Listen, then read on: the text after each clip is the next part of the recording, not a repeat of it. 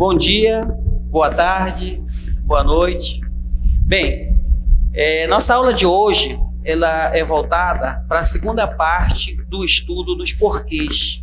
Tá? Então, na primeira aula, nós trabalhamos 2 casos do uso dos porquês e agora nós vamos dar continuidade.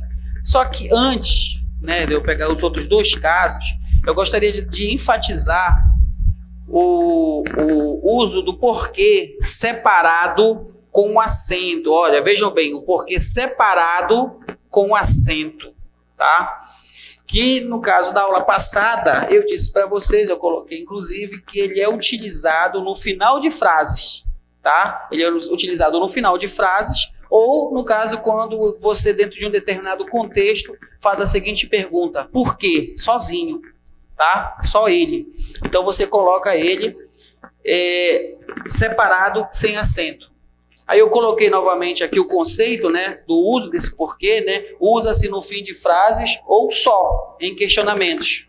Aí nós temos esse exemplo aqui, olha, ele não veio, aí eu coloquei uma vírgula aqui, porque são sujeitos diferentes, o sujeito do verbo vir é o ele, e o sujeito do verbo querer é o eu, então pode-se colocar a vírgula aqui antes desse e, tá? Só para justificar. Então, ele não veio e eu quero saber por quê, tá? Aí eu posso dizer o seguinte, que essa frase aqui é uma frase interrogativa indireta. Eu vou até tirar, no caso, a interrogação, tá? Eu tiro a interrogação, coloco só o ponto, tá? Ele não veio e eu quero saber por quê. Isso aqui é uma frase interrogativa direta, então não há necessidade de colocar o ponto de interrogação. Mas percebam que ela finaliza com um ponto. Então, alguns gramáticos dizem que pode ser o ponto final de período ou de parágrafo, ponto de interrogação ou ponto de exclamação. Se usa esse porquê.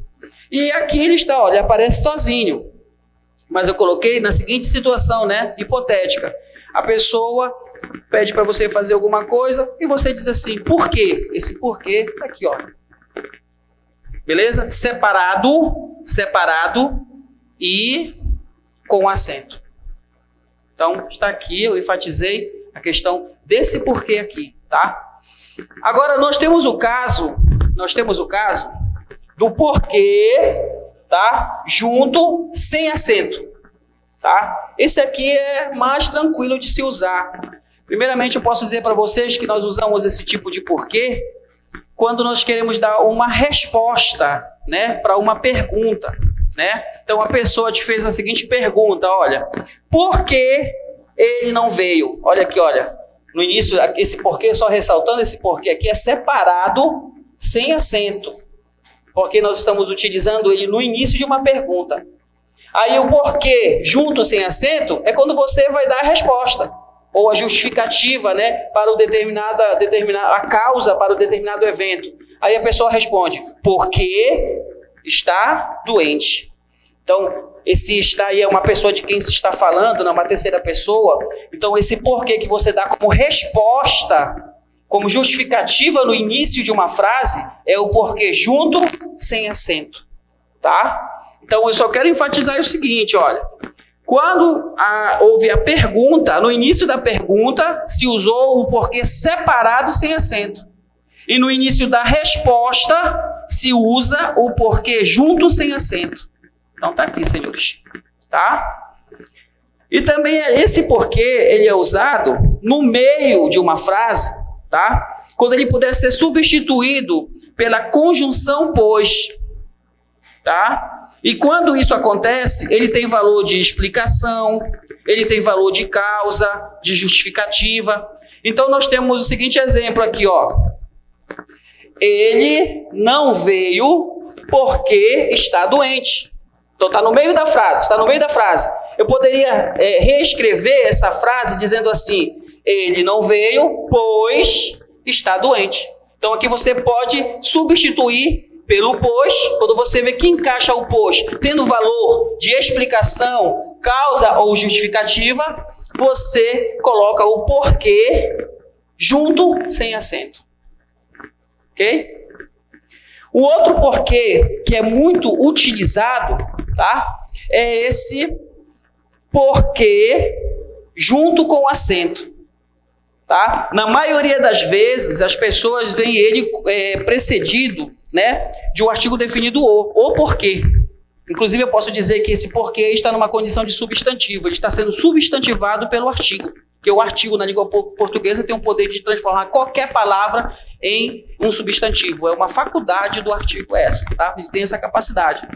Então, aqui, olha, esse porquê junto com acento, né, usa-se quando estiver acompanhado ou precedido de um artigo, de um pronome, né, de um numeral ou adjetivo. O artigo, o pronome, numeral ou adjetivo, eles são chamados de determinantes na língua portuguesa. Por quê? Porque eles determinam o gênero, masculino ou feminino, e determinam também o número, singular ou plural. E também, às vezes, qualificam um determinado substantivo.